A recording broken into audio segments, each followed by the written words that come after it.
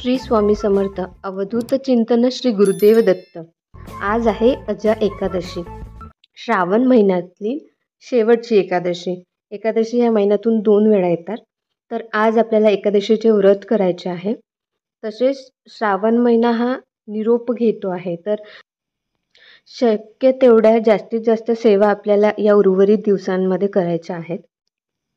अजा एकादशीचे व्रत केल्याने सर्व मनोकामना तर पूर्ण होतातच, शिवाय शरीर, मन आणि विचारांमध्ये शुद्धता येते.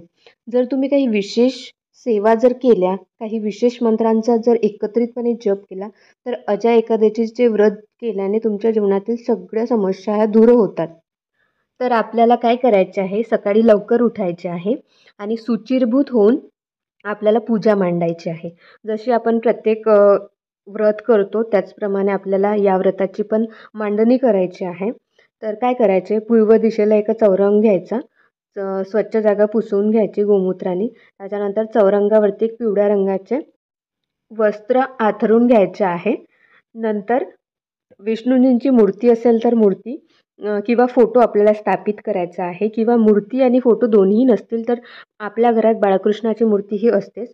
बाळकृष्णाची मूर्ती आपण तिथे स्थापित करायची आहे, आवाहन करायचे आहे. त्याच्यानंतर कलश मांडायचा आहे आपल्याला. आता कलशाची मांडणी कशी करायची, तर एक तांब्याचा गडू घ्यायचा, त्याच्यामध्ये हळद, कुंकू, थोडीशी अक्षत, नंतर एक सुपारी आणि एक सिक्का अशा प्रकारे टाकायचा आणि आणि तांब्याभोवती 5 वेळा दोऱ्यांनी गुंडाळून घ्यायचे. नंतर कलशाची पूजा करायची. कलशाच्या खाली थोडे तांदूळ अंतरायचे, तो कलश त्याच्यावरती ठेवायचा. त्याच्यानंतर विड्याची 5 पाने कलशावर ठेवून नारळ ठेवायचे. नंतर नारळाची पूजा करायची. सर्वप्रथम कोणतेही व्रत करताना सर्वप्रथम कलशाची स्थापना आपण करत असतो, तर आपल्याला कलशाची स्थापना करून घ्यायची आहे. त्यानंतर गणपती बाप्पांची स्थापना आपल्याला करायची आहे. कोणतेही व्रत गणपती महाराजांच्या आचमनाशिवाय पूर्ण होत नाही.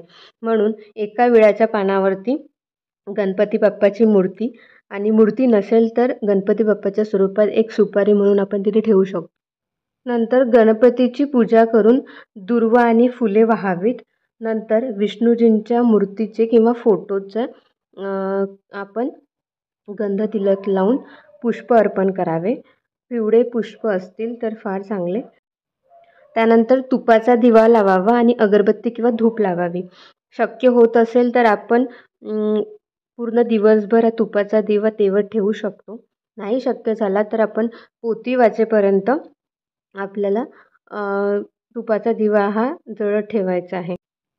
आता आपल्याला आपल्या उजव्या हातामध्ये थोडेसे पाणी घ्यायचे आहे आणि एक फूल घ्यायचे आहे आणि संकल्प करायचा आहे. पहिले ओम केशवाय नमः म्हणून पाणी सोडायचे. परत थोडे पाणी घेऊन ओम माधवाय नमः, परत थोडे पाणी घेऊन ओम नारायणाय नमः, आणि असे करून आपण प्रार्थना करायची आहे की हे भगवंत, मी तुझं हे व्रत संकल्पपूर्वक करत आहे. हे माझे व्रत निर्विघ्नपणे पार पडू दे आणि या व्रताचा लाभ, या व्रताचे फलप्राप्ती मला होऊ देत, अशी तुझ्या चरणी प्रार्थना करते. आणि नंतर आपल्याला एकादशी व्रतकथा ऐकायची आहे किंवा वाचायची आहे. तर आता महत्त्वाचा प्रश्न हा की आपल्याला उपवास कसा करायचा आहे. तर बघा, आज गुरुवार आणि एकादशी एकाच दिवशी आले आहेत. तर जर कोणी 11 गुरुवारचे करत असेल तर हा गुरुवार त्याच्यामध्ये पकडायचा नाही.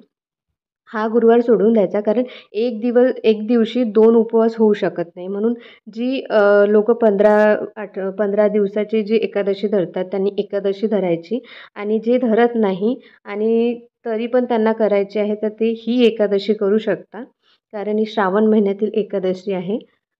तर याची फलप्राप्तीसाठी आपण ही एकादशीचे उपवास करू शकता. पण गुरुवार हा आपल्याला याच्यामध्ये धरायचा नाही आहे. नेक्स्ट गुरुवार आपण आपल्या 11 गुरुवारमध्ये ॲड करायचा. तर आपल्याला उपवास हा दिवसभर ठेवायचा आहे दोन्ही टाईमला. आणि दुसऱ्या दिवशी आपण जर बारस असते तर बारसच्या दिवशी आपण ब्राह्मणांना भोजन करू शकतो, किंवा मग गरजू व्यक्तीला काही दान करू शकतो. त्याच्यानंतर आपण आपला उपवास सोडायला पाहिजे. किंवा हे जर जमत नसेल तर आपण जवळचे मंदिर किंवा केंद्रामध्ये जाऊन यथाशक्ती दान करायचे आहे. तर आत्ता आपण बघूया अजा एकादशी व्रताची कथा काय आहे. तर पुराणानुसार एकादशीचे महत्त्व स्वतः भगवान श्रीकृष्णाने धर्मराजा युधिष्ठिर यांना सांगितले होते. या व्रताचे महत्त्व विशद करताना त्यांनी सांगितले आहे, की जो अजा एकादशीचा उपवास करतो, तो अश्वमेध यज्ञ करण्याइतकेच पुण्य मिळवण्याचा पात्र आहे. मृत्यूनंतर त्याला विष्णुलोकात स्थान मिळते. तर कथा अशी आहे, की सत्ययुगात सूर्यवंशी चक्रवर्ती हरिश्चंद्र हे एक महान सत्य बोलणारे राजा होते. आपल्या सगळ्यांना हे माहितीच आहे आणि त्यांचा सत्य बोलण्यासाठीच ते प्रसिद्ध होते. एकदा त्यांनी आपला शब्द दिला आणि त्या शब्दासाठी त्यांनी आपले संपूर्ण राज्य ऋषी विश्वामित्रांना दान केले. इतकेच नाही तर त्यांनी आपली पत्नी आणि मुलाला नव्हे तर स्वतःलाही चंडालाला गुलाम म्हणून विकले.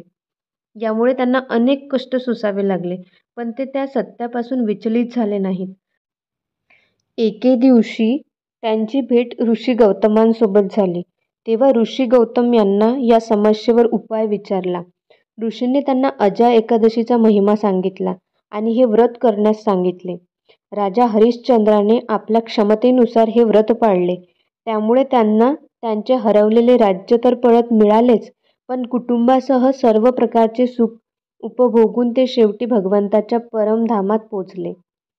अजा एकादशी व्रताच्या प्रभावामुळे त्यांची सर्व पापे नष्ट झाली. हरवलेले राज्य आणि कुटुंबही परत मिळाले. तर असे हे अजा एकादशीचे व्रत आहे, जे आपल्या मनोकामना पूर्ण करते. अजा एकादशीचे महत्त्व हे आहे, की पद्मपुराणानुसार जो व्यक्ती अजा एकादशीचे व्रत करतो, त्याला सर्व पापांपासून मुक्ती मिळते. अजा एकादशीच्या प्रभावामुळे माणसाची सर्व पापे नष्ट होतात. तसेच मनुष्याला मोक्षप्राप्ती होते. हे व्रत केल्याने अश्वमेध यज्ञासारखे शुभ फल प्राप्त होते. म्हणून ही एकादशी आपल्याला करायची आहे. सोबतच महाराजांची सेवा पण करायची आहे, कारण आपण 11 गुरुवार करत आहे. तर कथा वाचून झाल्यानंतर आपल्याला भगवान विष्णूजींची आरती करायची आहे. नंतर प्रसाद वाटायचा आहे. तर आपल्याला संध्याकाळी काय करायचे आहे, तर संध्याकाळी आपल्याला विष्णू नामावली किंवा विष्णू सहस्त्रनाम वाचायचं आहे, श्रीसूक्तम वाचायचं आहे, पुरुष सूक्तम वाचायचं आहे आणि किंवा व्यंकटेश स्तोत्र वाचायचं आहे. सोबतच आपल्याला महाराजांच्या सेवा चुकू द्यायच्या नाही आहेत. नित्यसेवा ही सुरूच ठेवायची आहे. नित्यसेवेमध्ये खंड पडता कामा नये. नित्यसेवेचे 3 अध्याय आणि 11 माळी न चुकता कराव्यात. तसेच आजच्या दिवशी म्हणजे कुठल्याही एकादशीला तुळशीला पाणी घालू नये, कारण आपण जसे एकादशीचे व्रत करतो तशी तुळशी माता पण भगवंतासाठी व्रत करत असते. म्हणून पाणी घातल्यामुळे तिचा व्रतभंग होऊ नये ही काळजी आपल्याला घ्यायची आहे. म्हणून तुळशीला आपल्याला एकादशी आणि रविवारच्या दिवशी पाणी टाकायचे नाही आहे. शक्य असेल तर 1 माळ विष्णू गायत्री मंत्राची करावी आणि 1 माळ लक्ष्मी गायत्री मंत्राची करावी. तर असे हे अजा एकादशीचे व्रत आहे. करून बघा, नक्की फलप्राप्ती होईल. श्री स्वामी समर्थ.